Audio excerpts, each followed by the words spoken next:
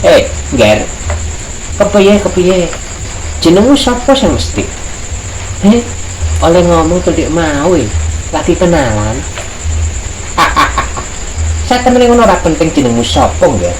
Sing penting iku kowe ndang bali saka papan panggonan kene, yen kowe kepengin selamat uripmu ora dadi perkedel kene. Sik. Ngene yo. Aku jenengku yo Dimas Bambang Bagong sing bagus dhewe. Bagus dhewe? Ya bagus dhewe no. Yang Bagong ngene.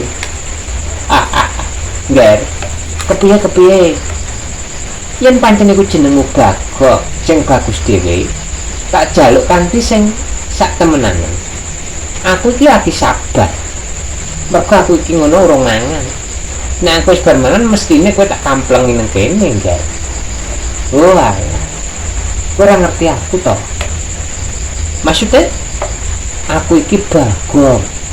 Putrane iki Luwah Semar. Lah kowe nyenggol aku nek iso sangar lho. Weh.